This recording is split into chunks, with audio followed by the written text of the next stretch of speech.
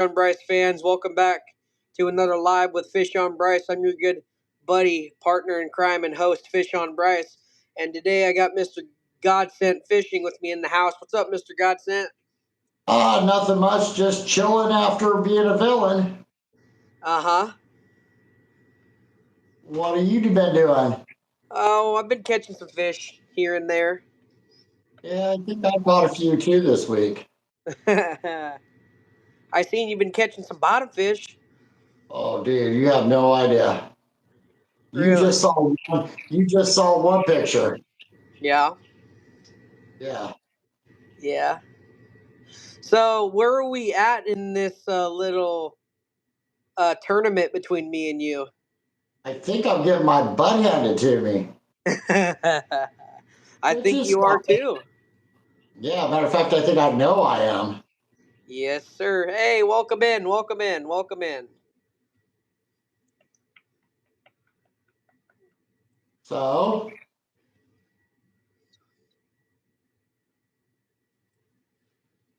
What's on the? So what are you doing right now?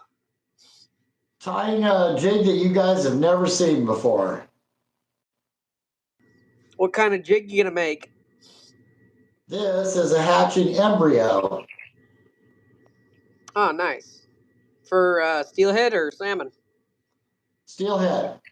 Nice. This is Good deal. This is what steelhead. This is what a hatching embryo looks like. Huh. I've never So seen one of those. nobody ever has. This is the very first time it's been created. So Huh. I actually went and looked at what the embryo looks like when it's hatching, because I'm like, what are those steelhead eating? Well, they're eating all the salmon eggs, right? So I'm like, okay, well then what does that embryo look like? Because they're on the molted, right? And now the water's cleared again, and those eggs are starting to hatch. Well, what does a salmon egg look like? And I just made it. Yeah, Let me basically finish an embryo. yet. So I'm not done with it yet. So anyway, you caught two steelhead, huh? Yeah, I caught two for 2 days, but I could have limited out Sunday, but I kept on handing off the pole.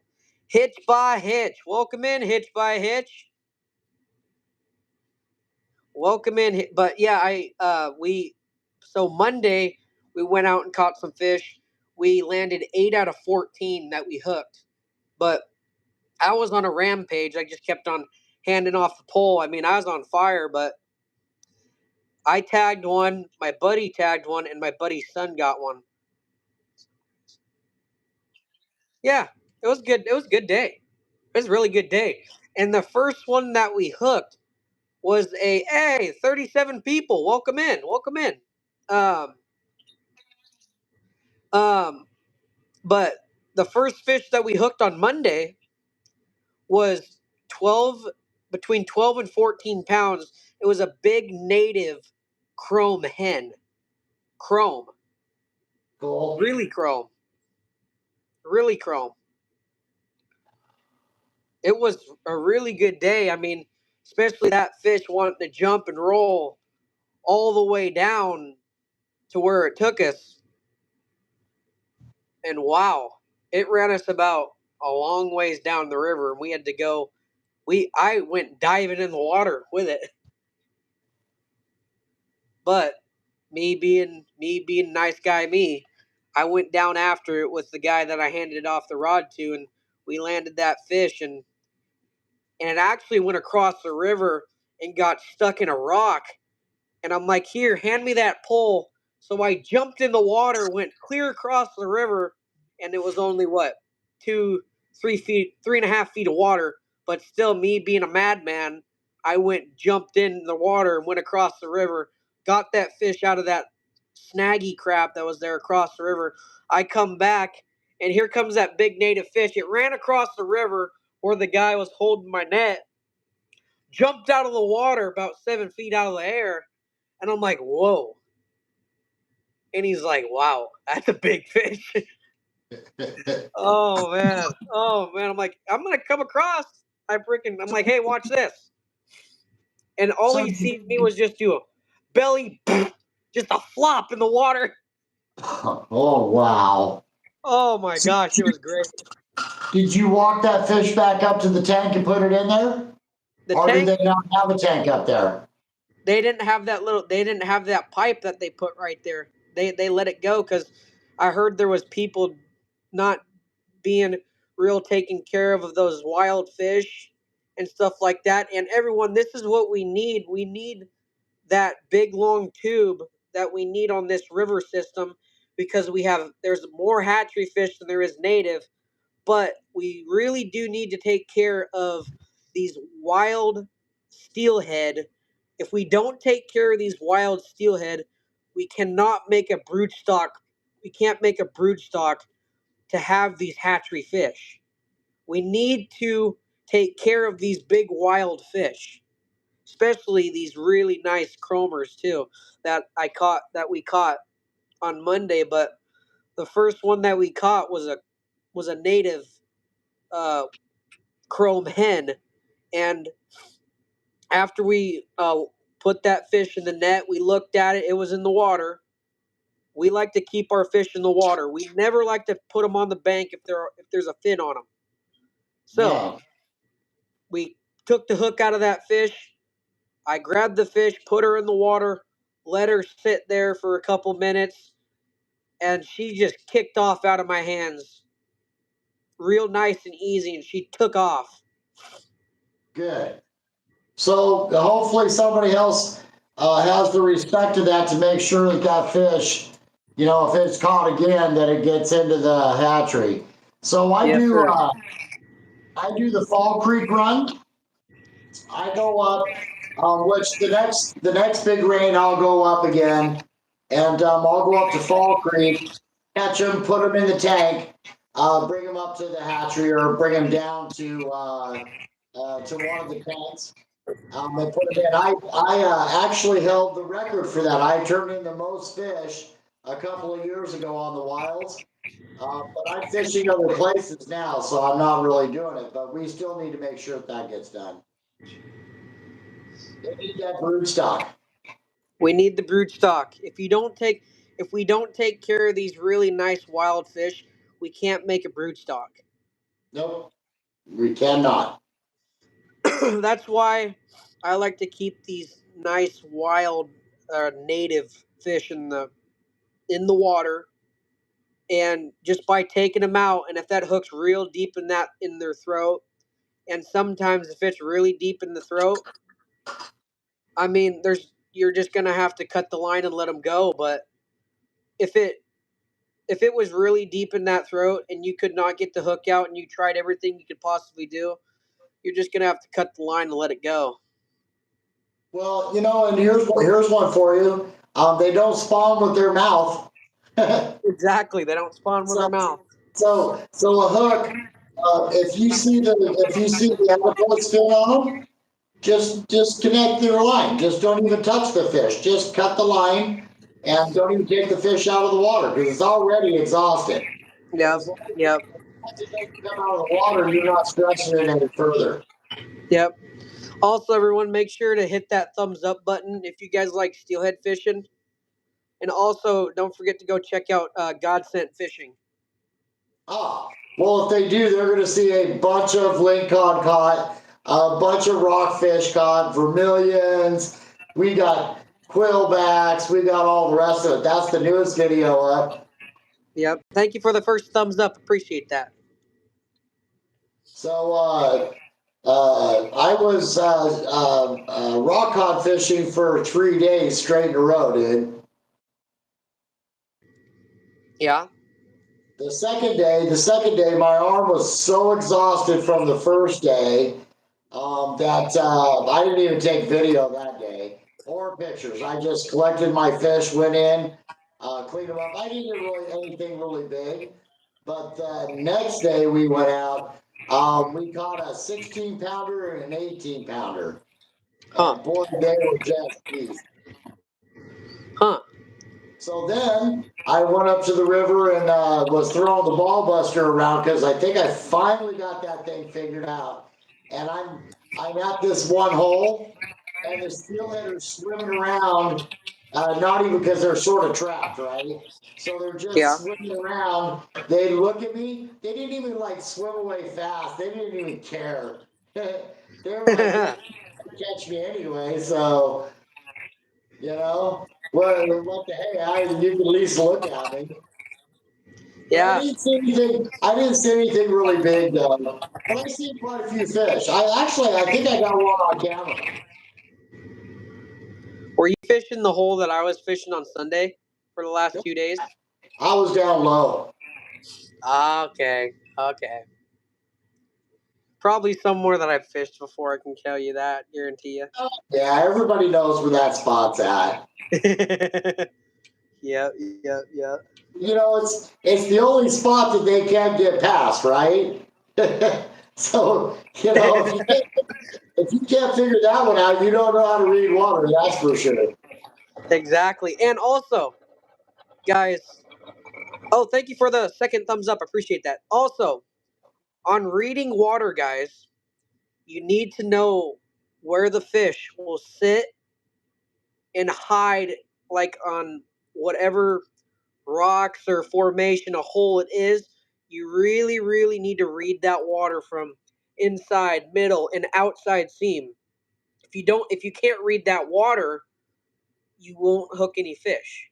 But like what I do is I really tried to read the water on what the water does and stuff like that, especially in like faster kind of moving water. If I know that that the hole that I fish is just a drift hole and the deepest part of the hole is in the middle of the hole or on the other side of on just the outside on the other side of the river, and that's the two deepest spots, that's where I'm going to target more.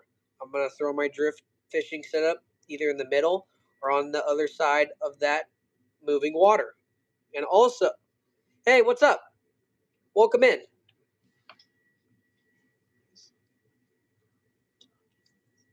I am talking with Mr. God Sent Fishing in the house tonight. But anyway, like I was saying though, um, faster moving water. I know if it's a drift hole, and it's just a drift hole, not a bobber hole, I'm gonna use my drift rod, put a corky in yarn or a soft bead, and I'll target the deeper slots in the fast moving water.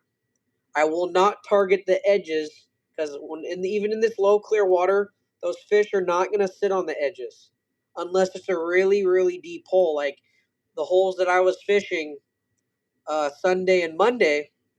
They were uh, they were between 4 and 4.5 feet deep, and I was targeting those deeper kind of pockets, especially on the swing of the out on the swing of the end of my drift.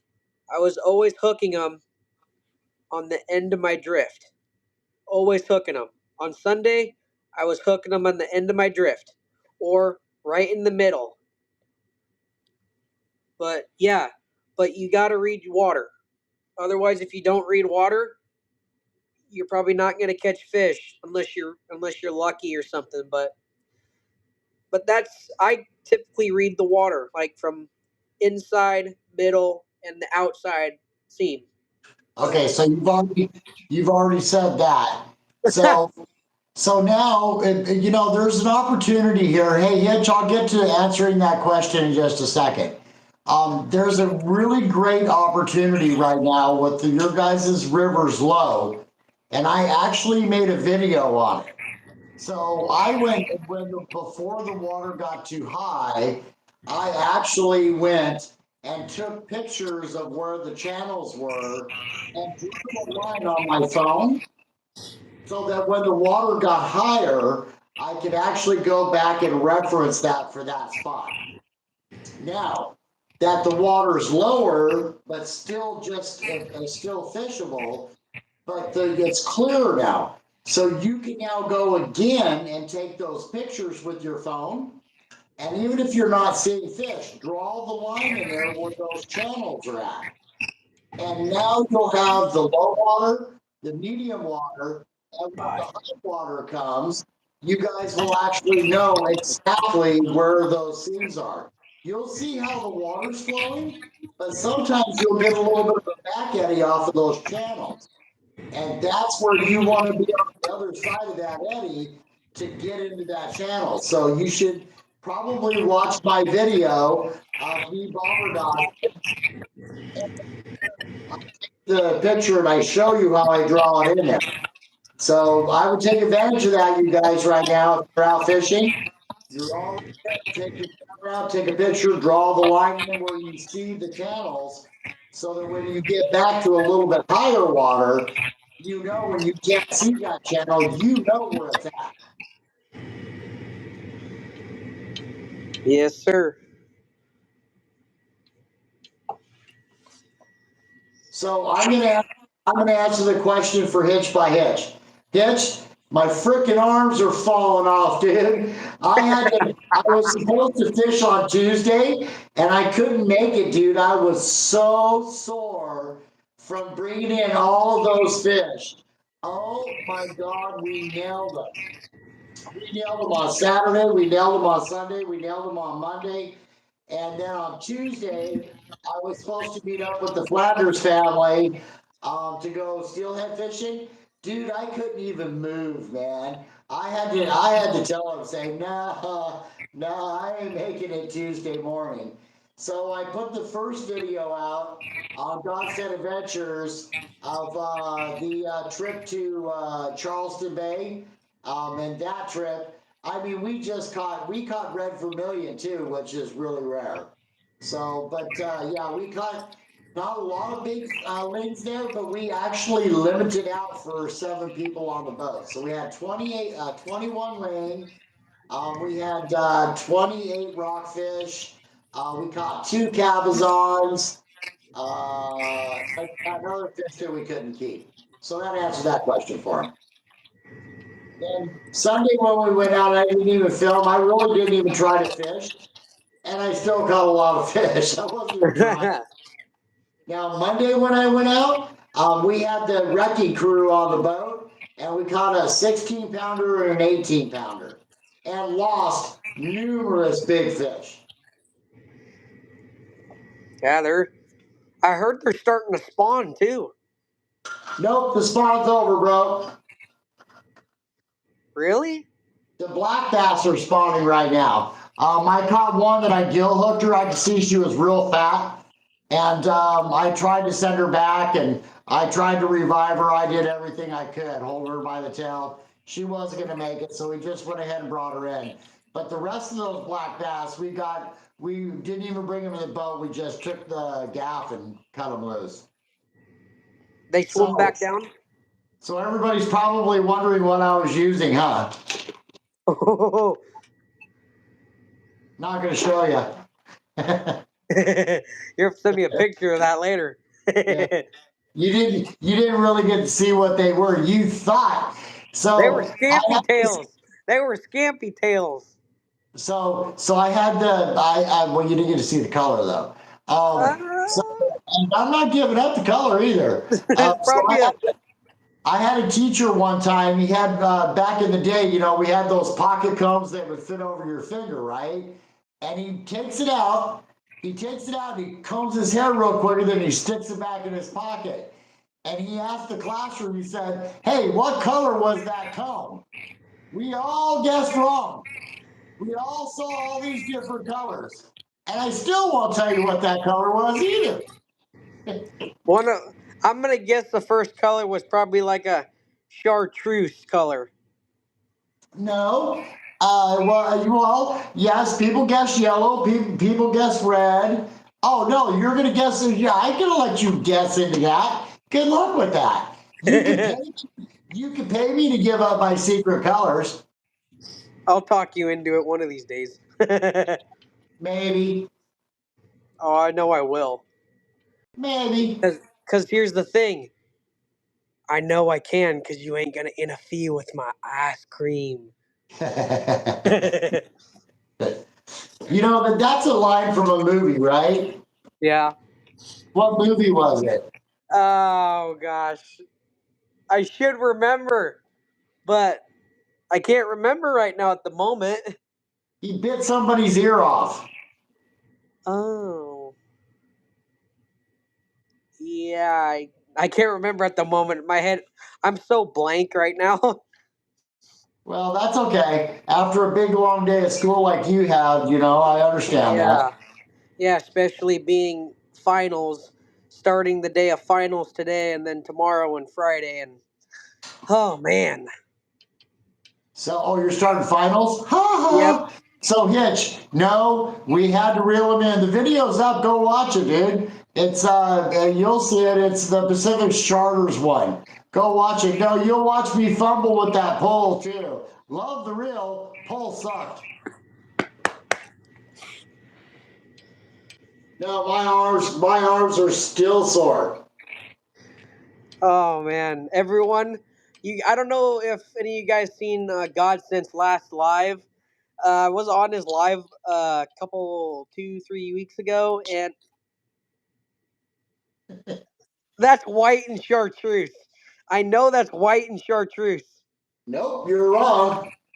It's got to be a dark yellow or a bright yellow. You're wrong.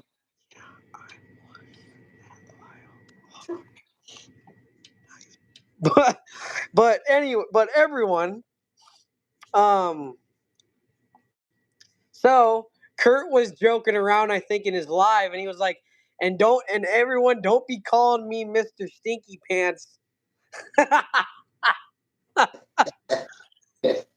Stinky Bates. And Stinky Bates. And then I made a comment and I said, Mr. Stinky Man. He's like, Bryce, I'm gonna get you. That was really funny. That was beyond funny. Yeah. So everyone, I got a new nickname for him, and it's Mr. Stinky Man.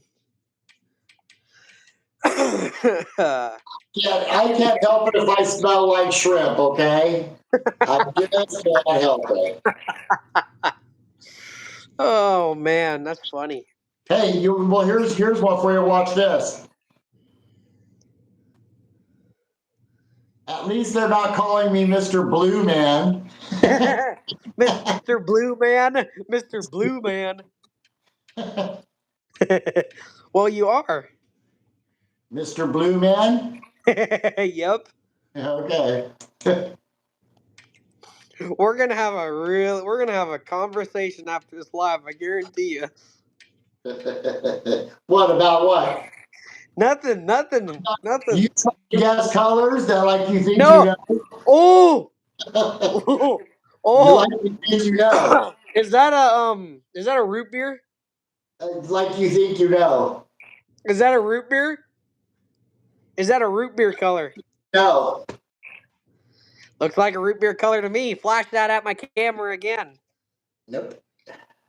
So you know what I'm gonna do. No, you're gonna try to guess and you're gonna be totally wrong. No. Yeah, you're gonna be totally wrong. No. Here, you want to guess a color? Let me help you. Hang on. Oh, I So see what what you're color doing. is this? What? Oh my gosh. He's frozen, everyone. He's frozen.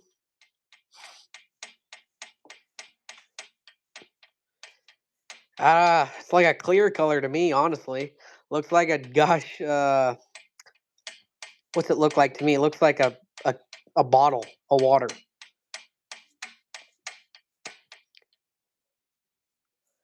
He's frozen.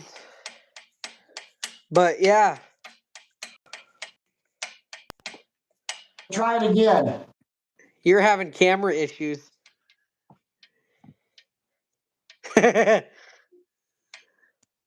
Mr. Blue Man.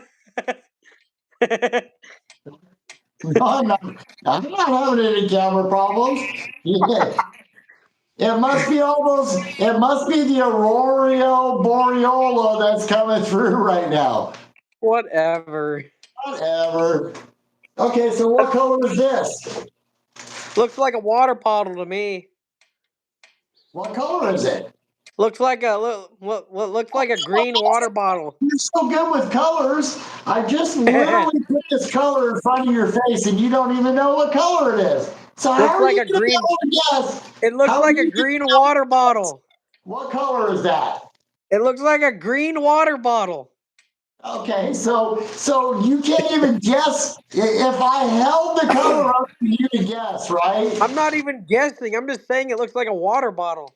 Okay, so if I'm holding the color up for you to guess, and if I'm flapping dates, trust me, you suck, dude. Yo. You can't guess color for nothing. Okay, whatever. Okay, hang on. Let's see if you can guess this color. What color is that? That's pink. Oh, gee, you got one. 1 out of 3. Wait. Curtis Okay, said so that was white. no, The first color that no, you showed was white. that's white.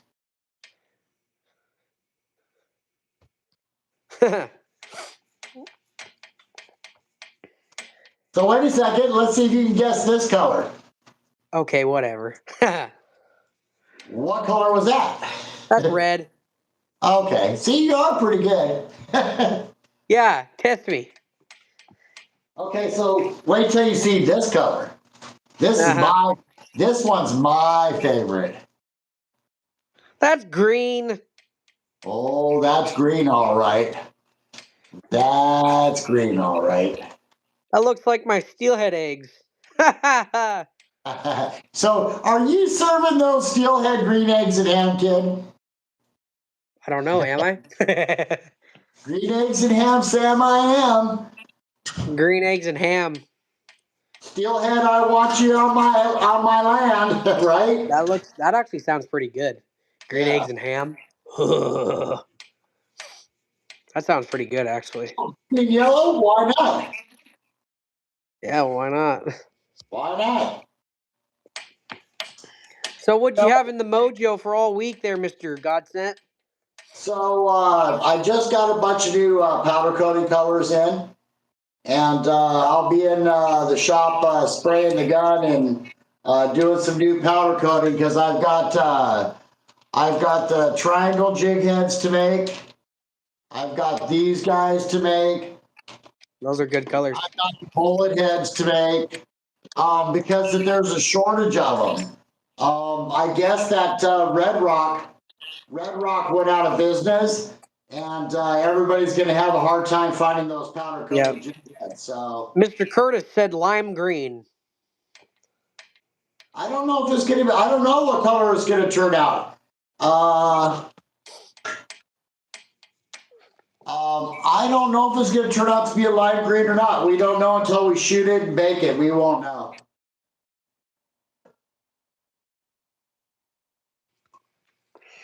So, but I'm going to do that. So And then I'm going to take the new embryo egg jig up and I'm going to fish it. yeah. So, and I've got to work on, I have to work on the killer queens. I got to work on these guys too. So I got a lot of work to do. That's why I said if you come down this weekend, I'll be in the bait lab in the store. Yep, I'll be there. I should be there. I'll bring my GoPro. There is so many bags and bags and bags and bags and stuff laid out. We probably have over 100 colors. There you go. Just give me We my money. Hey. we probably have over 100 colors of 14 and 16 millimeter beads that are just laying out for somebody to come and get a great deal on. I'll be right there. I'll be right Right? there. I'll be right there. Right where? I'll be there. Oh, so everybody says he's not looking. Oh, I seen that. I seen that. I seen that. It's green and white. That's what it was. It's green and white. you're still wrong. Whatever. You're Watch. so wrong. Watch. It's a glow in the dark. It's glow in the dark. Yes, it is. I tried to say that. I said it was green. It had green on it. It's not green though. It glows blue, dude. Oh my. Thanks for telling all of us. Everyone, go buy that from Kurt, Mr. Kurt. So this one right here is my version of the nuclear chicken. That's pretty good. Yeah, it's a pretty good bait. So then I found out that you guys aren't going to be able to get the grubs either. So I ran down to Charleston today and went and picked up the mold from Sea Beads. I've got them up here, and I'm just going to shoot thousands of them. Sea Beads is a really, really good company. So that's who I was fishing with Captain Kurt on the Pacific Charters, and that's who has Sea Beads and the Sea Jigs. Yeah. Those copper jigs that man makes, man. Let me tell you something. So I brought back the smaller ones to our area and was able to catch the greelings and use those for bait, right? Yeah. And we just caught some monsters. I had one that my drag was set just perfectly, and it still ripped the greeling off the hook. Yep, you better show that in the camera. What you're rolling. Huh? So I saw the VIP put out a questionnaire or a poll. Who went lingcod fishing and who went steelhead fishing, right? Yep, that was me. Okay, so I saw right there on the poll. I think the steelhead fishing won out. So there wasn't a lot of people out lingcod fishing, and they sure missed out. I mean, literally, we caught 50 lings, but we lost quite a few at the boat, right? Because we were catching doubles. We were catching double rockfish and the lingcod on the pipe jig, right? Yeah. And then we had the smaller grubs on the top. We had two smaller grubs. There was lots of times, in the video, you'll see I got two fish on the two top ones, and then I have a smaller leg on the bottom one. Thank God, because I don't think that I could have reeled that thing up. It was not fun. Yeah, the steelhead fishing pretty much worn out everyone on the ocean. Well, you know that it was absolutely beautiful out there on the ocean, bro. When you get those opportunities like that right now, you want to get out on the ocean and take full advantage of it, right? Because those lingcod have spawned, at least up there and down here. Ours were all spawned out already. So you're getting a lingcod that you're not hurting the population at all, and there's no worms in them, right? Yep. So I took full advantage of that, man. I have so many pounds of, because I did the grocery run before that. So I gave them even the red vermilion. I let them have the red vermilions, right? I didn't even take any rockfish. I just took two of the lingcod that I caught, not even the third one. Yeah. Because I shared it with the other guys, right? Yeah. Good thing I did, because then when I got back here on Sunday, I got my liminal lings again, took those because they were all in perfect condition. And then on Monday, whatever day it was, I caught my limit again too, but those were some monsters, right? Yeah. So I got plus last year's lings that I didn't finish up, right? Huh. So I've just got tons and tons of rockfish. So what are you running there? So I'm gonna show you guys all what I'm doing, and you guys are gonna know this sooner or later. But I'm running for my top beat. I got a 12 mil elevated, and then a size 1, and then to my bottom I got a a 10 mil Moody Blue made by Godsent. So I've caught a lot of fish on this color in the past, and it's done me good already this year. You know, that's a color. That's a color. Everybody's gone to the darker colors, right? Of the Yeah. blue and the pink. Yep. And that lighter color right there, nobody really wants to copy it. First off, it's hard to copy, and nobody wants to copy it because they just don't think it catches fish. Well, that study about the steelhead in the color blue is where that egg came from. It was the biologist study that said, yeah, you want to use these certain color blues, right? Yep. And then you add the bubblegum pink to it at the right one, right? And it just makes a very effective bead, especially in this color that we have right now. And even in the darker green water, the muddy water, that ain't gonna work. But in the phase just before it goes clear, that's a very effective bead. Yep. That's why I ran it, and I'm pretty sure I caught the first fish of the year in the lower part of the river on this bead. Yeah, that's been a real, and you know that one, because they, you know, I don't say a lot about it because that's good for our river, but we fished it on a lot of other rivers, right? And that's been my stinger because I run that in the stinger. I run it in the at the what used to be called the soft oaky. We're gonna call it the acorn now.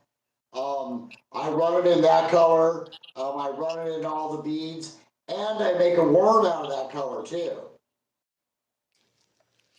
So, see, that's just a pretty bead. You know, Bryce, that's the thing is that everybody needs to understand. There's so many beads out there, but you need to have every tool in your tackle box or tool in your toolbox in order to be able to catch fish, right? Yep. Now, let me tell you something. Elevated, that float right there. Let me tell you something. So I'm out with Chasing Chrome. We're floating a river, and he goes, Kurt. He goes, watch this. He says this hybrid bobber, we can drift it or we can bobber dodge it. So we went through a place where we could just side drift it, right? But then he's like, Kurt, watch this. The water's going to slow down. And now we can bobber dodge that bobber. So I will say about that bobber is a really, really good bobber. Especially if you're in a drift boat. Because it does a couple of different things for you. And I'm a multi-purpose fisherman, right? I want the most bang for my buck. So that's all right there does two purposes, so it's a worthy buy. So this right here is not the hybrid one. This is just the regular float. That will still do the same thing, though. Really? It's an amazing float. I'm telling you, it will still. The hybrid's a little bit better, not by much, but it's a little bit better. That one will still bobber dodge for you in the slower water. Bobber dog. Yep, I love bobber dogging, that's for sure. Well, when you're in a drift boat, you're going to go through different types of water. You're going to go through some fast water, then that water's going to calm out. You're going to come into the tail out and all the rest of that. Well, you know, that's the principle of a float is that you should be able to run that float from the time you come out of the riffles to the time you get to the tail out, right? Yep. And it should be effective. Huh? Go ahead. And it should be effective the whole way through. And that's that's what elevated built in the stealth. That's the stealth, and in the hybrid. The hybrid, I will say this: you can bobber dodge it a little bit more if you know the depths, right? But that one right there will take you through the riffles, through the hole, and then still get you on the tail out. I'm sorry, through what hole? Ha! Ha! Okay. Okay, so I'll have a nickname for you too. There's a Huh? reason why, and I won't What? tell anybody, but I have a reason for you too. You got? What you'll tell me later? Mhm. Okay. Also, So, everyone. so that bobber for the bang for the buck, I would say the stealth bobber. No, that's the stealth. So I would say that the stealth is a good purchase, you guys. Yep. Also, everyone. When I run a double bead setup, I run a small split shot to keep my beads and stuff close to the bottom. Okay, so Bryce, that's why I told you guys about the hollow core, because sometimes they'll come up and they'll hit that split shot, and that's where you want to take and measure your length, and then put it on a scale, and then put the soft hollow core lead on there, so that you've got that line blacked out and that lead blacked out, right? Uh huh. So that they're not coming up and hitting your split shot. You guys Yep. need to get hip to what I'm trying to tell you here. I want them to hit either one of my baits, not the split shot. So I'll show you that trick when you come in. I'll show you that trick when you come in. That hollow core lead, you can crimp both ends of it, right? And it Yep. looks like it's part of your line. Yep. So you can still get the same effect without the steelhead hitting the split shot. Yep. So this. So I'm not a firm believer in that split shot. Thank you for the 4 thumbs ups in here, y'all. I really do appreciate y'all. Also, this rod right here, this pole and reel, this is my low clear water setup. Also, I have another one that I use for high water. My custom one that I got made. It's a striker blank. It's got my YouTube channel name on it too.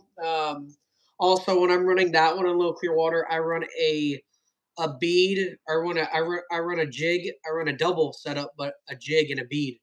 But on the bottom is a 10 mil red bead. But yeah.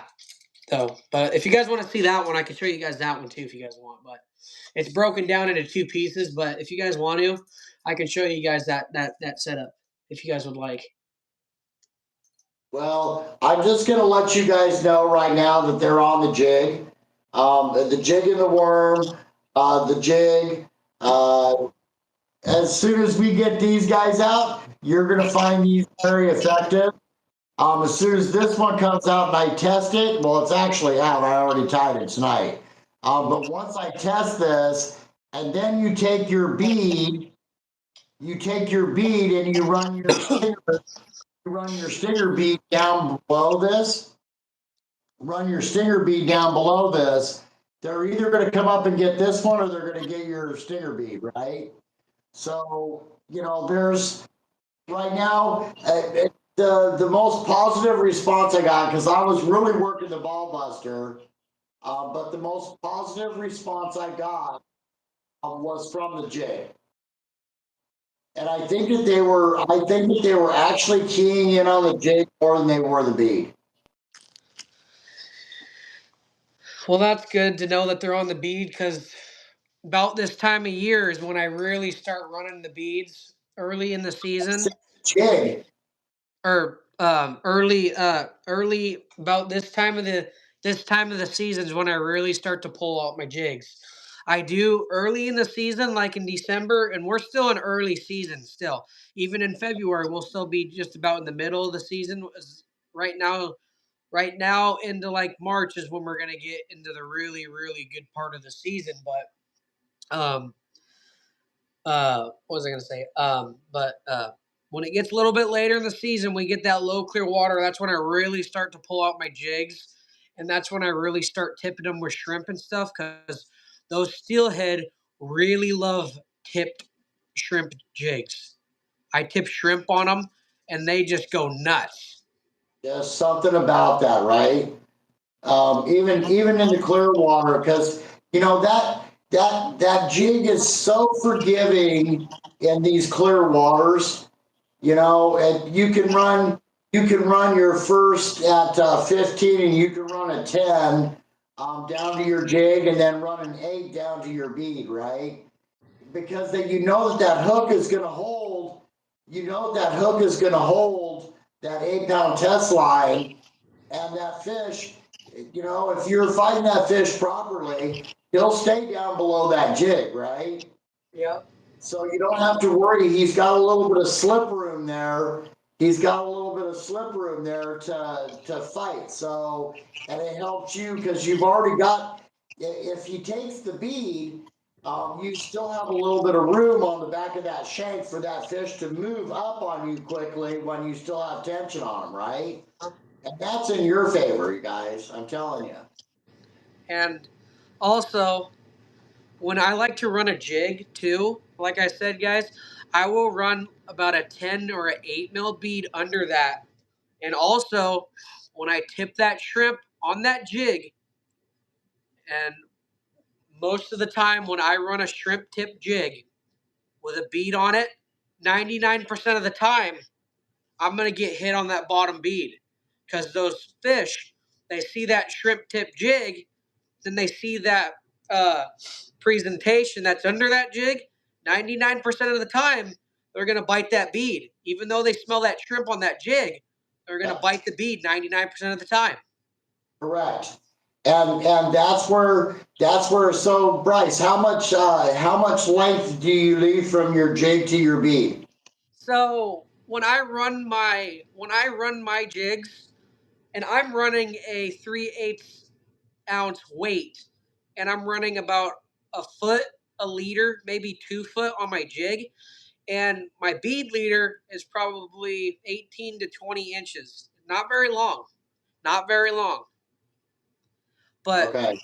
also, though, here's another thing for you. Another thing is also in this kind of low and clear kind of water that we have, I've found out really well that those fish, if um, you run just a regular hook, not a jig. You just run straight shrimp to a size 1 hook on the top, and you add a bead on the bottom. It's just like the jig. I swear it's like the jig. You tip your shrimp to your hook on your top hook, and then your beads on the bottom. It's the same thing. 99% of the time, they're gonna bite that bead. That's a really good. Oh, is that the Moody Blue? No, that's a hollow core with the glow egg on there. So I tip this with shrimp, and it does all of it. So once when I run it the wacky style like this, I'll put the shrimp on this one. This has been a very effective bait, especially with the hollow core. So that wacky with that shrimp on there, you can run this. You can run this bobber dodging. You can run it just straight, right? And let me tell you something. What he's telling you is the exact same thing as this setup. So you have the attractor, right? You have the bead, and then you have the shrimp.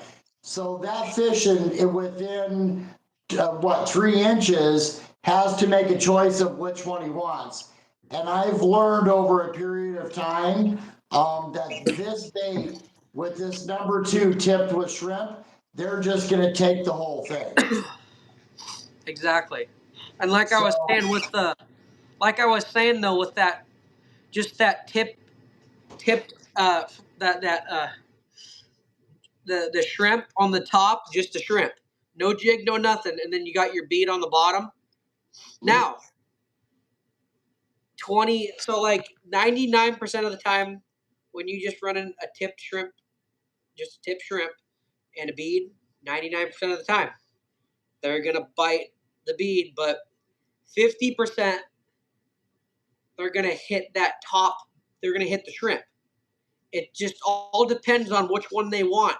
If they are wanting to actually eat something or just see that different color, or they're actually hungry and they're trying to eat it.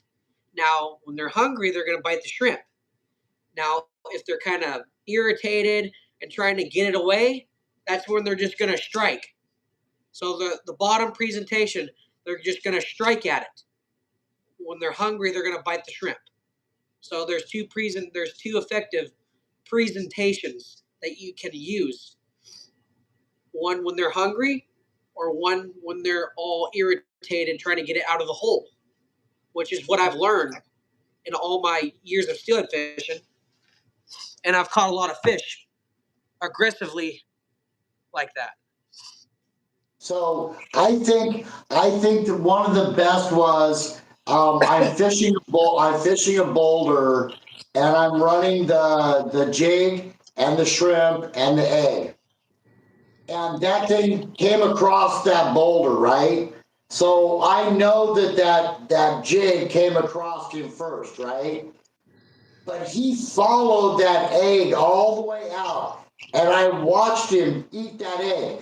That's a really hard bite to get, because you want to jerk too soon, right? Because you see him, he's got the bead in his mouth, right? You're like, oh, I'm setting the hook.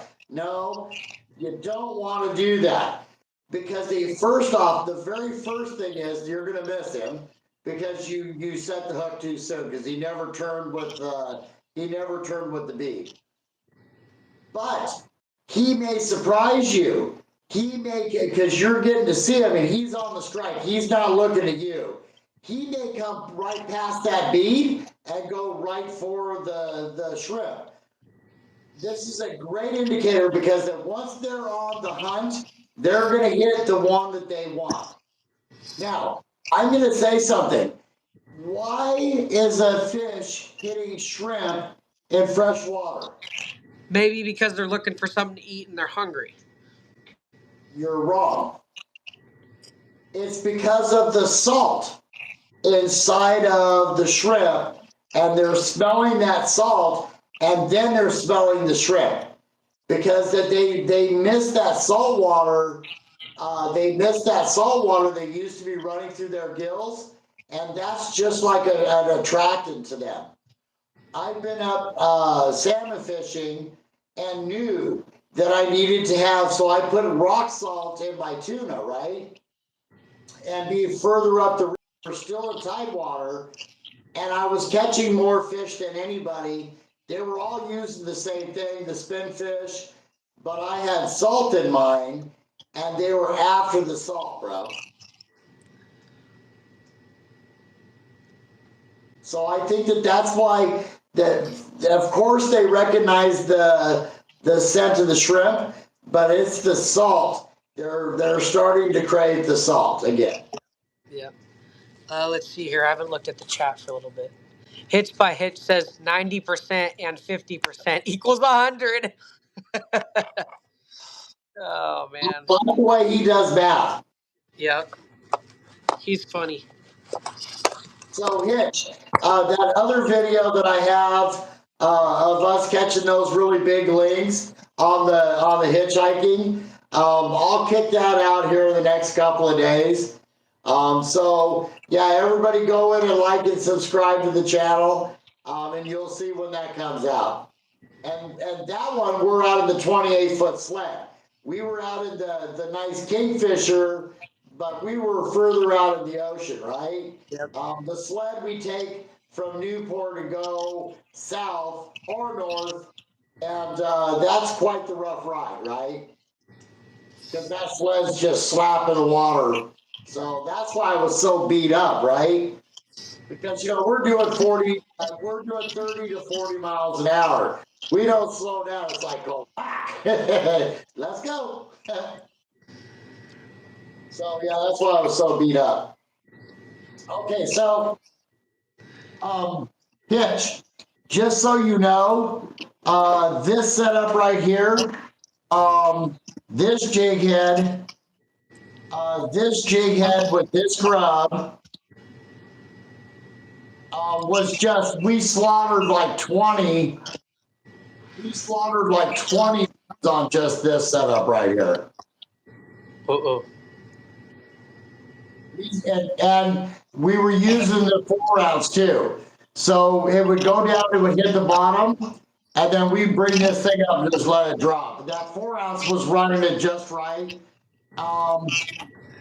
Red jig head, the red jig head with the nuclear chicken, my version of it. This setup right here was just the other one. So these guys right here were very effective as well, and so was this one. So Which one's the nuclear chicken? Yeah, that nuclear chicken. Well, let me hit it with a blue light so you guys can see this thing. These are some pretty special baits. So here, let's go for the top because I've got them swirled. I've got the bait swirled, so it's got like, well, then it glows too. You guys can't see the glow, but I put some special glow glitter in it. You might be able to see the glitter in there. All that glitter glows. So this one's more solid. But you know, it's just something, it's just one of those things that you guys can purchase from Gold Center.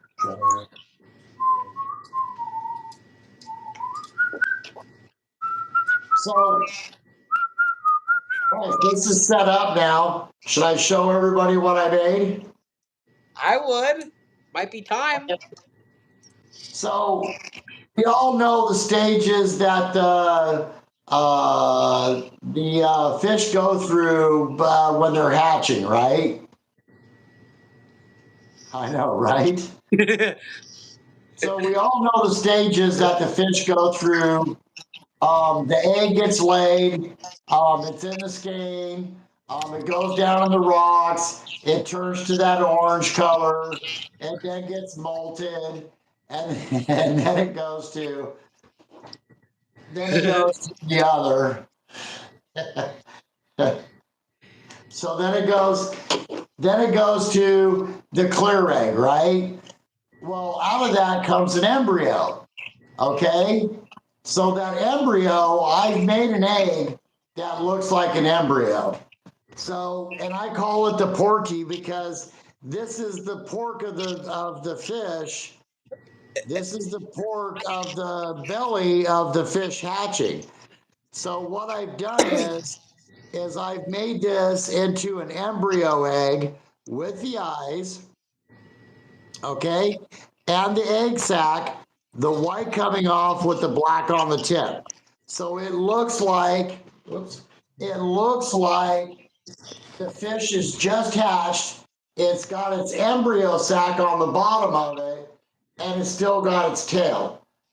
Let me tell you something. So they said that the egg pattern was very effective, right? Which is pretty much this guy right here is what the egg pattern is, right? So if the egg pattern was so effective, well, when those salmon eggs start to hatch, you know what those steelhead are going to do because these are going to be the guys that are eating their eggs. So what I did was I matched the hatch and made an embryo egg so that when those steelhead when those steelhead see this embryo egg, it's going to be an instinctive bite for them to come and kill that embryo because that's what's going to be eating their eggs, right?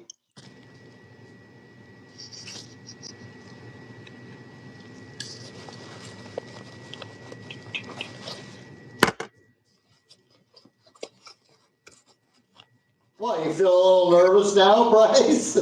No. You are? No. I saw that look on your face. You're feeling What? What? Did you piss off the old guy? What?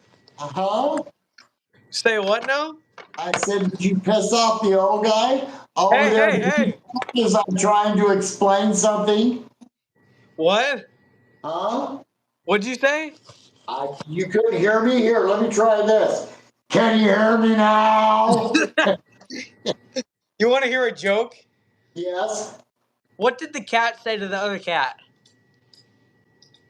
Why was a cat talking to a cat? They can't talk. I don't know why.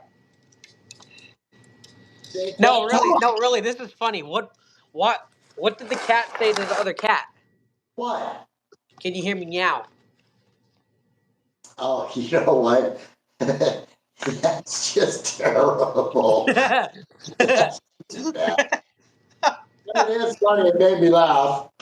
Can you hear me meow? Can you hear me meow? Um, I'm just bad, aren't I? yeah, well, that's what happens to smart kids. Oh, wait a That's second. why. Wait a second. Aren't you a teenager? Who said that? Are you a teenager? Yeah. Oh, I gotta go. See you later. I'm out of Wow. here. Wow. I'm gone. Wow. You can't talk to teenagers. Whatever. You can't talk to teenagers. Yeah. Okay. All right, so are we getting a lot more questions? No, not really. Not at the moment. Well, what should we do about that?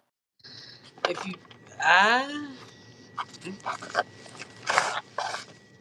if anyone can hear us, can you hear me meow? Wait a second. Do you have any questions?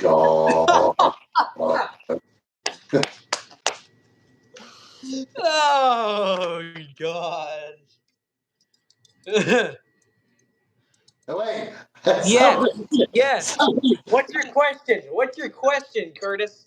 What is your question? what? Could you What? say? Everyone, listen to this. If Ah, you guys don't, if okay, so here's when you lose a fish. This is what I think, and this is really funny. If you lose a fish, well, this is gonna be funny. Wah, wah, wah, wah, wah. so I think I got one of those sound cards around here that does that, by the way. I can What? actually bring that out and we can put it on the big speaker, right? Wah, wah, wah, wah, I wah. think I can do it pretty good. And in some of the places that you fish, though, that'd probably start a fight. They'd stick your head underwater. Yeah, maybe. As long as they don't mess up the equipment, I guess, right?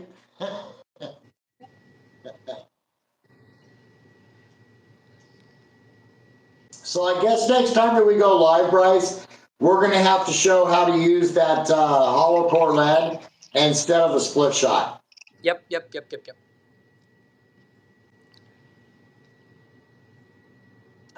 All right, so just so you guys know, Bryce and I have the All Sea Salmon, our All Sea Steelhead Salmon report page.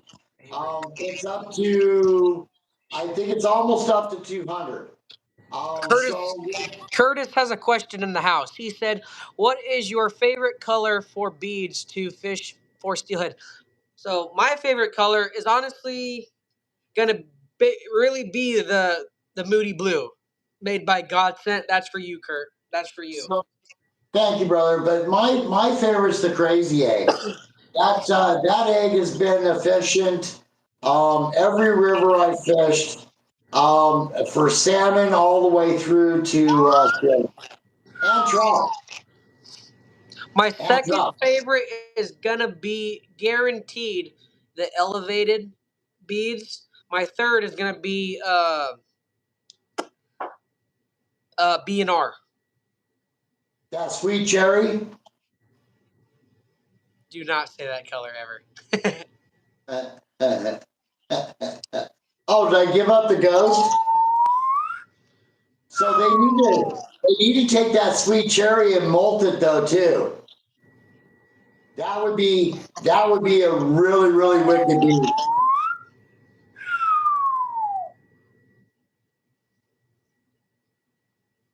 So and then my second's gonna be these guys right here. Hang on. Mr. Godsend's got to get out of his nice chair.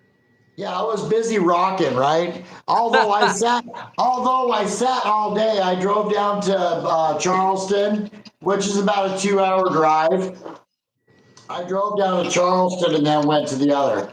So then my second is these new glow beads. That thing is just bright as hell, isn't it? Yeah. Yeah, this thing right here is an amazing bead. And it just even with the lights on, it just glows. It's an amazing bead. But I just don't say a lot about it because nobody gets it, right? But the guys that it, because I also want them to go out and be tested.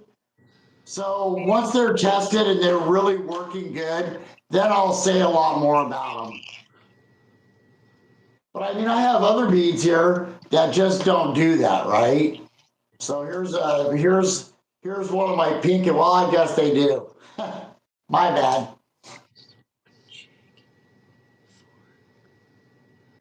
Wait a second. Let's see if that one looks like. Oh yeah, that was just as bright too.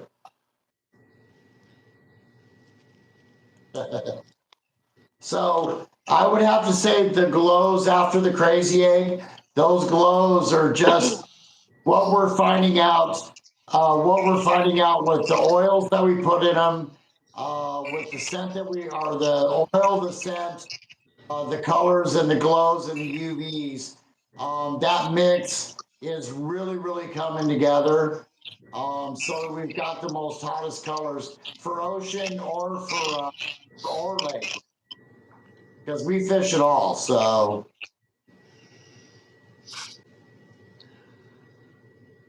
hitch by hitch, my favorite color.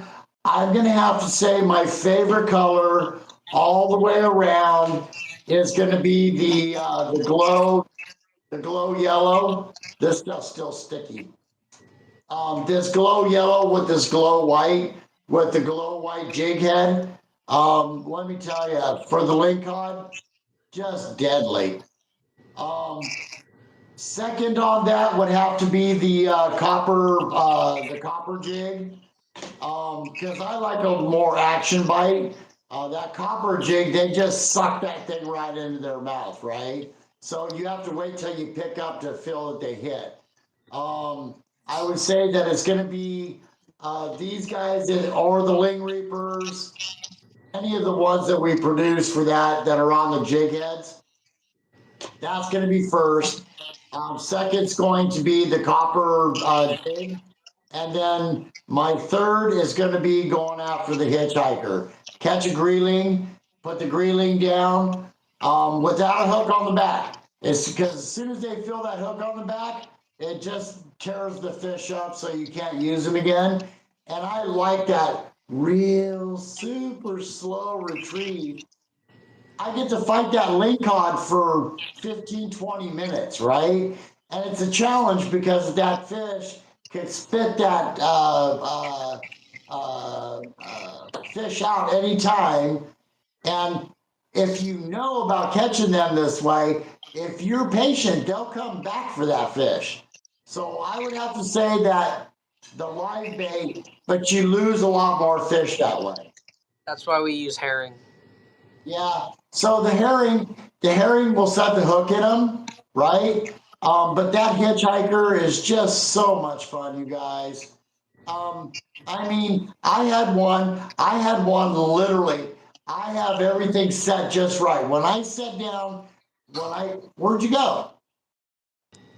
So when I set down that greeling, or the bass or whatever I'm using, sand dab, whatever I'm using, when I send that thing down, I know that I'm looking for a hitchhiker, so I have everything set up perfectly. The ones that I love the best are the ones that don't have the stinger on them, and I have to work to catch that fish. But the ones that I like the best are the ones that when they start seeing that sunshine, they turn the other way and start heading towards the rock. You want to talk about a challenge to catch a fish? And I've caught some of my biggest lingcod doing that. So I would have to say the lingcod, that's how that goes. The reactive bite, which I like the best, then the copper jig, which they'll just suck that in. You catch a lot more cabezons that way too. So, and then the hitchhiker. What? What was that? Lead. Oh. Leadhead. Get out of here.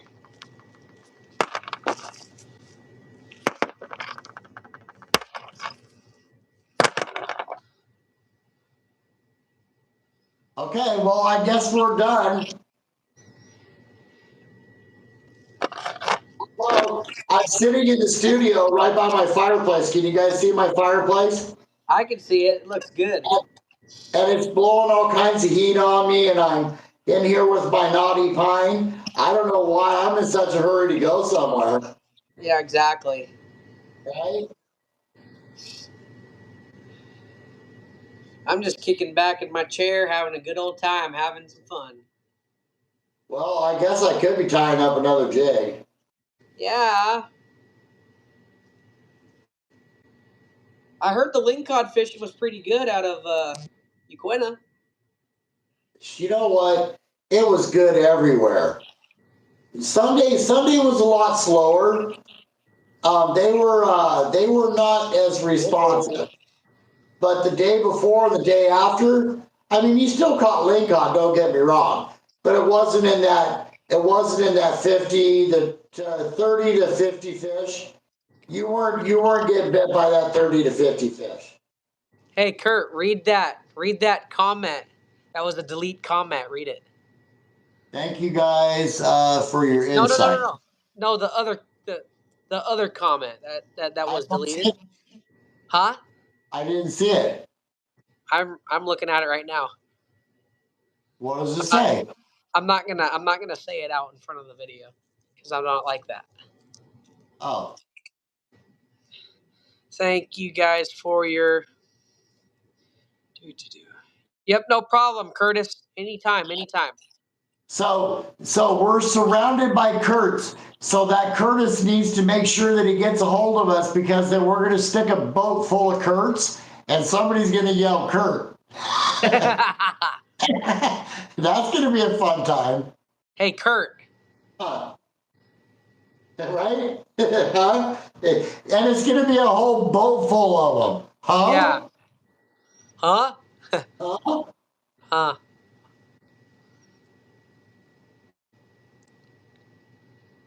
So I think from Depot Bay, because that's where we have access to, right?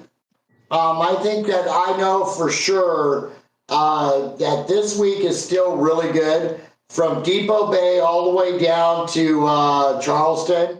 If somebody wanted to go out and catch their lingcods, you can contact in Charleston. You can contact Pacific Charters. He'll be available Friday, Saturday, and Sunday. I know that in Depot Bay, you can contact the trade wind charters and ask for the Cadaho.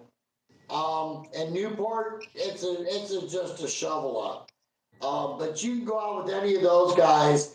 They were all out there fishing with us too on Monday. So if you want to go get your lingcod and your rockfish right now, now's the time to go do that.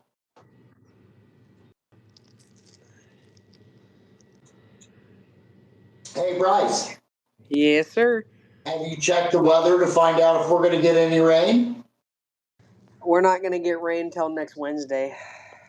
So you did check your weather then. So Yep. how much rain are we going to get on Wednesday? Not very much. For 3 days, not very much. According to my weather guide, that storm is building into another atmospheric river. Hey, Cowboy Joe, welcome in. So did you hear what I said? Yeah, it's building. It's building, yeah. So we might get that 1 inch that we need because we definitely. Well, let me ask you this: how much rain do we need to change the river? We need at least an inch or an inch and a half. Okay, so what about the snow up on the mountains and the warmer weather coming behind it? How much rain do we need then?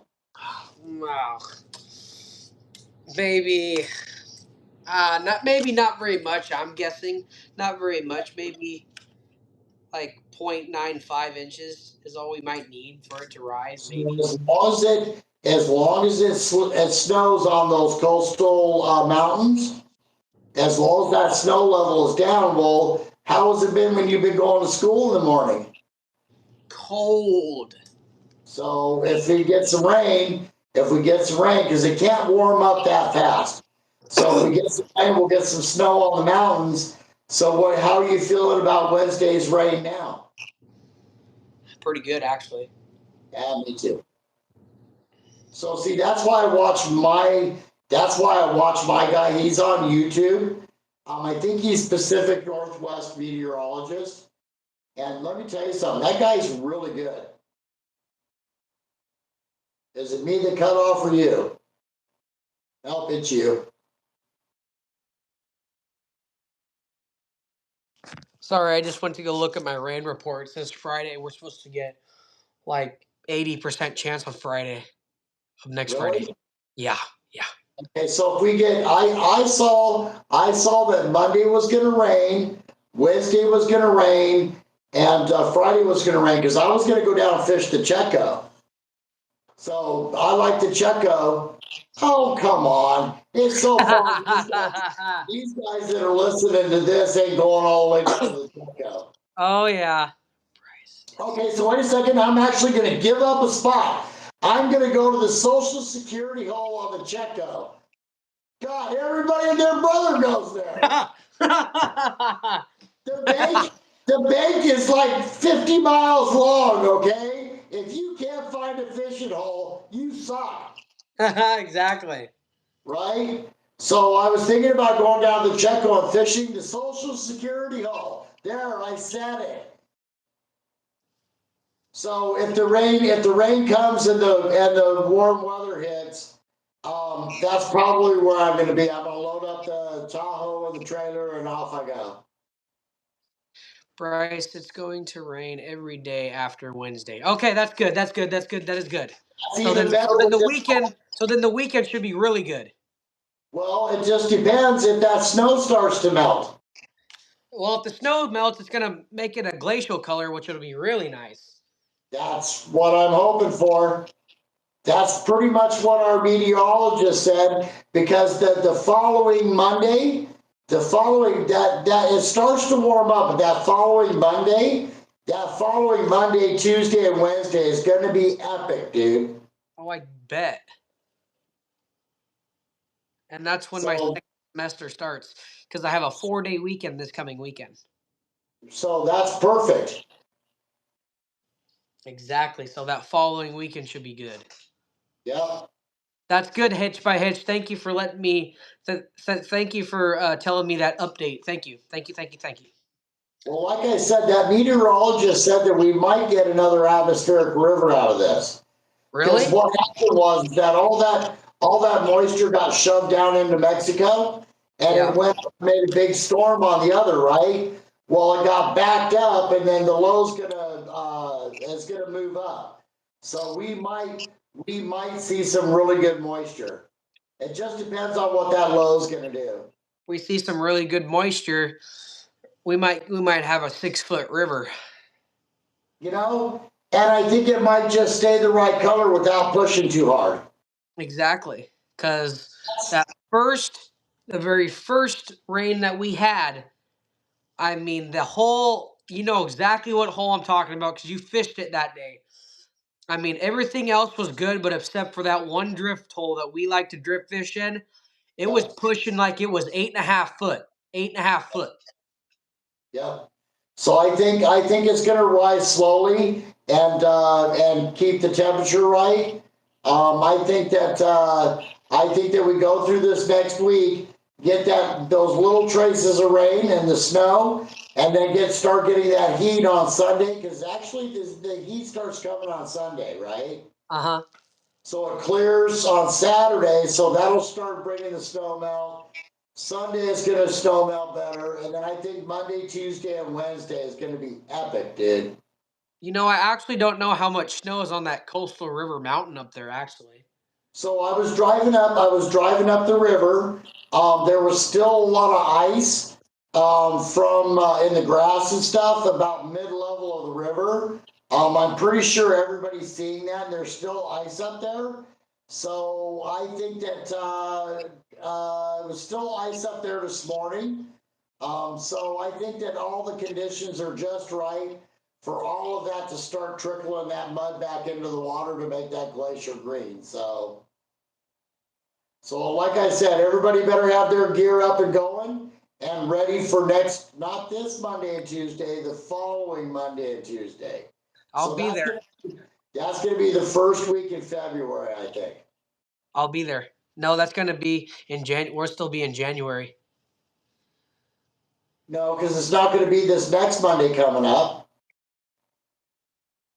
For all of those conditions to match up, that's going to be the following Monday. It'll be the first weekend of February, I think. Yeah. All right, everybody. So listen, I'm going to go hit the hay because I've got all these new cool colors. I'll be in the shop powder coating tomorrow. I'm going to be doing some new jig heads. I'm going to be doing, because these are glow, by the way. They're not the glow that you put the light on them. These are a low charge, but they glow for 30 hours. Yep. Well, everyone, thanks for tuning in with us today. God sent, thanks for coming in and joining me in here this evening. Everyone, I want you to go like, comment, share, and subscribe. And stay tuned for some new videos that are about to come out. It's called the Steelhead. What did I say it was? The Steelhead Showdown. So everyone stay tuned for some really, really good videos that you guys are about to see. It's called the Steelhead Showdown. And don't forget to tell them to go to the All Sea Steelhead and Salmon Report on Facebook and like and subscribe that page. So that's a place that Bryce is going to be sharing his stuff out. He'll also be able to go live from there. That was a collab between him and I to build a Facebook channel for him. And what about the Facebook channel you built? Oh, and everyone, go check out my Fish on Bryce Facebook channel that I just created. It's a really good page. You guys will be seeing quite a few of my videos that are going to get posted on there too. And check out that channel, and also go check out God Sent Fishing and God Sent Adventures. And make sure to go like, comment, share, subscribe to God Sent Fishing also. So, but the thing is that Bryce, you got to let them know that if you're out on the river and you want to go live on your Bryce channel, you have to have 500 people on there. So tell them that they need to do that so that you can be live while you're out on the river. Also, yeah. Well, also make sure to go check out my new Fish on Bryce Facebook account, and I would like to get to 500 people following on my new account so I can go live. And hopefully you guys will be seeing some really good videos from me. Also, the Steelhead Showdown here in these upcoming videos. And I hope you guys like those videos. But everyone, thank you for coming on here. Make sure to like, comment, share, subscribe, and we'll see you guys all in the next one. Tight lines, guys. We'll see you later, Pud Whacker. Ha! Gotcha. See you later. Gotcha.